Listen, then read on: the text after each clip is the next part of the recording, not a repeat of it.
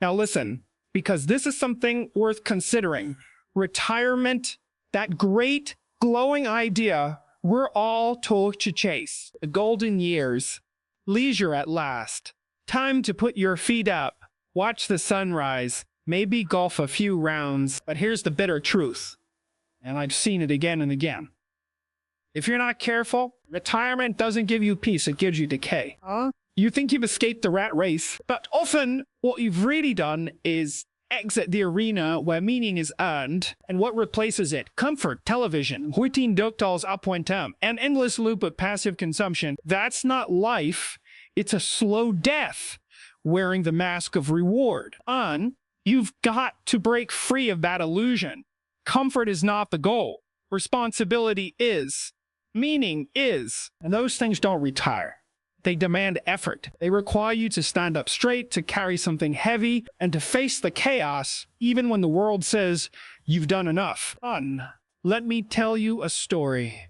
My father, a quiet, strong man, retired after decades of hard work. And in the first year, he nearly vanished before our eyes. Not in body, but in spirit. No challenge, no structure, no demands. Until one day he said to me, I miss being needed. You see, we think we want freedom from responsibility, but in reality, we crave it. It's what ties us to the world. Without it, you drift. Which leads me to the second habit you've got to crush. Wasting time like it's endless. You're not retired from time. In fact, now more than ever, your days matter. Structure them. Rise early. Set goals. Learn something difficult. Teach. Create. The absence of a job does not mean the absence of a mission. Treat your time with reverence. You've earned wisdom, now earn how it's used. Here's another lie that will rot you from the inside. The belief that you're irrelevant, that the world no longer needs you, that your voice doesn't matter. Rubbish. We are suffering from a famine of wisdom, a drought of experience. You are needed more than ever. If you retreat now, who will pass down the map of meaning to those coming up behind you? 1. Stop hiding. Get out into the world. Volunteer. Start a project. Speak at schools. Mentor the young men and women who are drowning in chaos without guidance. You are a repository of hard-earned truths. Don't let them die with you. And watch out for the creeping habit of resentment, that quiet, venomous voice that says, they don't understand what I've done. No one appreciates me. It's poison. Forgive them. Forgive yourself. And then contribute. Not out of bitterness, but out of strength. Because you can. Because that's what we're meant for. When we stop giving, we stop growing. And if you're not growing, you're not alive. You're simply waiting. Finally, this is the moment to choose your legacy. Don't fade out. Born brighter. Aim higher. You're not finished, not even close. There's a mountain ahead, and it's steeper. Yes, but the view is transcendent. You can become the elder who lights the path, the voice that steadies the storm, the story that outlives the body. So break the habits that bind you to passivity. Stand up. Speak out. Take on a burden willingly. And remember, the best chapters of your life might still be unwritten. Make them profound. Make them worthy. And for God's sake, live like you matter, because you do. What area of life do you feel could benefit most from renewed purpose? Of course, here's an expanded version of Keynote 1 from the speech in Jordan Peterson's distinctive style, layered with personal insight, archetypal depth, and evocative language. Now let's start with this. Comfort is not the goal. Responsibility and meaning are. And you might bristle at that. You might say, but I've earned my rest. And maybe you have. Maybe you've labored for 40 years, paid your dues, raised a family, built a career, kept the world from falling apart in your little corner of it. But here's the tragic mistake. You believe that because you've earned rest, you've earned stagnation. You haven't. Rest is not the absence of struggle. It's the space in which to choose your next noble burden. And burden, properly chosen, is not suffering its meaning. You need something to carry. That's the truth. You might have laid down the tools of your trade, but that doesn't mean the work is over. The most dangerous thing a human being can do, particularly someone whose identity was wrapped up in usefulness, is wake up one day with no compelling reason to get out of bed. And let me tell you something, I've seen this firsthand.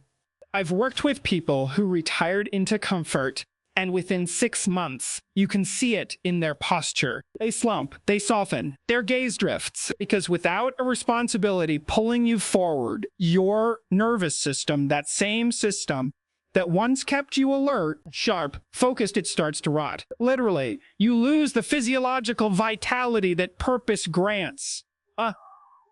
We're wired for struggle, not in a masochistic way, not for endless misery, but for meaningful challenge. Think of the hero myths across all time and culture. The hero never rests forever. He doesn't just return home and lounge. He slays the dragon and then turns toward the next mountain, because there's always another dragon, maybe smaller, subtler, internal, but just as deadly. In fact, retirement, if misunderstood, becomes your final dragon, a tempting one. It whispers that you've done enough, that you can withdraw, that you no longer have to contend. And if you believe that, it wins. And you, the warrior, the builder, the teacher, become a shadow of what you were meant to be. You don't need to go back to a 9 to 5. That's not the point. But what is the heavy thing you could pick up now? Voluntarily. What could you carry? Not because you have to, but because you choose to. That is where meaning lies. In the voluntary embrace of responsibility. In saying, even now, especially now, I will bear something worthwhile. A garden, a grandchild, a cause, a book, a student, a craft, a community, something that demands you show up prepared and attentive. That calls you out of bed with urgency and purpose. So I'm telling you, break the habit of thinking you've earned endless ease. It will not nourish you. Instead, seek out responsibility appropriate to your soul. Not as a punishment, but as a path back to life. Would you like me to expand the second keynote with the same depth and style? Let's look deeper into the second idea. Stop surrendering to time, structure your days with purpose. One of the cruelest illusions that creeps in during retirement is the slow erosion of structure. It doesn't happen all at once. It's subtle. You wake up a little later. Breakfast becomes brunch. The calendar thins. And without the external framework of a job or deadlines or children needing something, the hours begin to bleed into each other. The days get soft. And before long, that brutal, relentless force begins to own you, rather than you owning it. I've seen this over and over. A person leaves the workforce and expects liberation, but instead, they find themselves floating no edges, no anchor. You lose the days, and eventually, the days lose you. When you were working, your schedule shaped your mind. You had to get up, show up, be alert, contribute. And as much as you might have complained about it, it gave you a rhythm, a heartbeat of responsibility. But in retirement, that external scaffolding falls away. And unless you deliberately replace it, you begin to drift psychologically, emotionally, and spiritually. People often say, I'll just do what I feel like today. That's a mistake, because most of the time, what you feel like doing is the path of least resistance. And the path of least resistance leads to decay, meaning growth, development. These things come through structured action, through discipline, through carving out time with intention. Think of it like this. Your life is a cathedral, and time is the stone. Every block you place, every hour, every morning ritual, every afternoon walk, or journal entry, or skill practiced, it adds to the structure. Without it, your cathedral collapses into rubble. You must build your time as though it were sacred, because it is. You don't need to overschedule yourself like some corporate executive, but you do need a framework. Wake up with purpose. Set an alarm. Make your bed not because it's thrilling, but because it tells your brain the day has begun and your actions matter. Put things on your calendar. Make commitments, even small ones. Read a book with a schedule. Go for a walk every morning before breakfast. Decide when you'll call your children. Create rituals. These things seem trivial, but they become the bones of a purposeful life. And understand this, boredom is not a lack of things to do, it's a lack of direction. When people feel aimless, they turn to distractions. Television, social media, snacking, napping not out of joy, but out of avoidance. You avoid your time when you don't know what to do with it. But once you have a plan, a real one, you stop wasting it. You stop resenting it. In fact, this might be the most urgent shift you can make. Key after retirement, from passive time spent to active time shaped, because if you don't shape your time, it will shape you and not into something admirable. Ask yourself this: what could a well-structured day look like for me? Not just a day filled with tasks, but a day imbued with meaning, with action, with attention. And then build it. Live inside it. Let it hold you up like scaffolding until you become the kind of person who doesn't drift, but drives forward not despite retirement, but because of it. Would you like me to expand the third keynote N? Now let's turn to the third point. Reject the lie of irrelevance. You have wisdom the world needs. No, there's a corrosive narrative that worms its way into the minds of people as they age, the idea that they're no longer useful, that they've had their time, that the world has moved on and doesn't need them anymore. And let me tell you, that idea isn't just wrong, it's dangerous. Because when you believe you're irrelevant, you start behaving as if you are. You begin to shrink, to withdraw, to silence yourself, and in doing so, you rob the world of exactly what it needs most. Now, I've worked with people across generations, young men stumbling in chaos, middle-aged professionals in existential crises, and older individuals wondering what's left. And here's what's so often missing: a voice of hard-earned truth.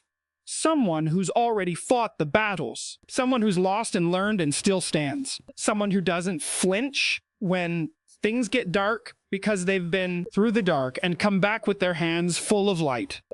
That's you. That's what you hold. A kind of grounded knowledge that can't be Googled.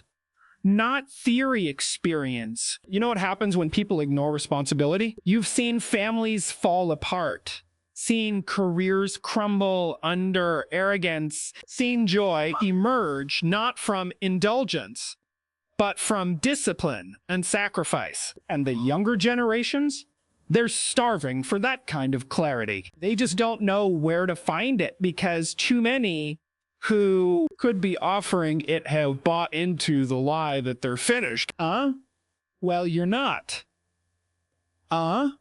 Let me give you an image. In ancient cultures, elders were the living libraries of the tribe. When something went wrong, people didn't run to the young and impulsive. They went to the fire where the elders sat. Why? Because they carried history. They carried pattern recognition. They carried perspective. They were the ones who could say, this has happened before, and here's what we did. Here's what we learned. Here's what matters. Now ask yourself, why have we lost that? Why do so many today think wisdom expires with age? Because we've traded reverence for relevance. We worship novelty and youth, but novelty is not wisdom. Speed is not direction, and no app, no algorithm, no shortcut can replace what you know in your bones. So speak. Guide.